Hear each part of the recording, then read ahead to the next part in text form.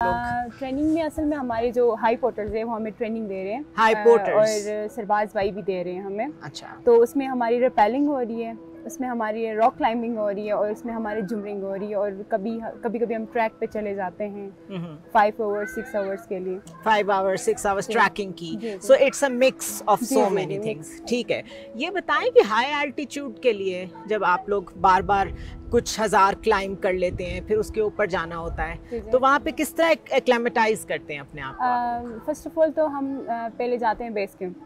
ठीक है। Base camp में हमने 1-2 दिन रुकना होता है बिकॉज हमें थोड़े से ऑक्सीजन वगैरह के कोई किसी को कमी ना हो। तो उसमें 2 दिन रुक के फिर एक दिन हम कैंप 1 चले जाते हैं।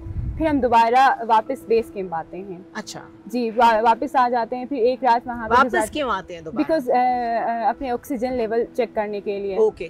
फिर अगेन एक दिन रेस्ट करते अगेन फिर हम जाते हैं कैंप 1।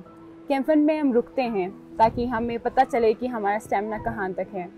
फिर कैंप 1 में रुक गए एक दिन, फिर वापस जाते हैं फिर बेस कैंप। इस तरह के चलते रहते हैं हमारे दरमियान। लाइक 40 डेज का होता है ये। मतलब 40 डेज मैंने तो 6000 किया है अभी तक। जो मेरा एक्सपीरियंस है लाइक इस तरह मैंने किया है। कैंप 1 गई हूँ, फिर वापस बेस कैंप आई हूँ, फिर कैंप 1 गई हूँ, वहाँ पे मैंने स्टे किया है। फिर मैं कैंप 2 चली गई हूँ, फिर वापस बेस कैंप आई हूँ। इस तरह के मैंने जो है ना मूव की हुई है अपने।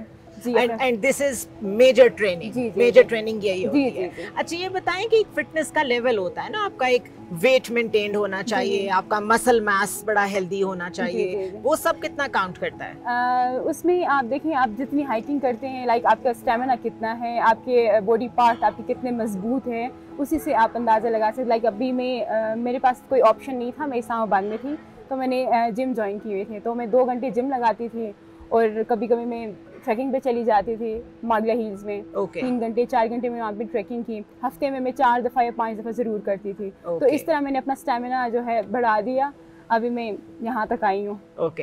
अच्छा सुनी, अपने बारे में कुछ बताएं, आप क्या करती हैं प्रोफेशनली और आपकी एजुकेशन क्या है? मेरी एजुकेशन तो है फैशन डिज़ाइनिंग। अच्छा, ग्रेट। जी, मैंने BS किया है फैशन डिज़ाइनिंग में, लेकिन मैंने उनको उस चीज़ को कंटिन्यू नहीं किया क्योंकि मुझे उस चीज़ में कोई दिलचस्पी नहीं थी। तो मुझे दिलचस्पी जो थी वो टूरिज्म में था। अच्छा। लाइक मतलब मैं 22 साल से मैं क्लाइंबिंग कर रही हूँ, rock climbing and wall climbing.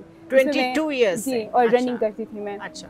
अभी भी कर रही हूँ। तो उसमें मैं चैंपियन थी। लाइक मतलब 22 ईयर्स से लेके अभी 30 साल तक मैं चैंपियनशिप मतलब मैं मेरे हाथ में ही है। लाइक फर्स्ट पोजीशन या सेकंड पोजीशन। अच्छा। तो इस तरह मेरे लाइक चलता रहता है। चलता रहा। ओके।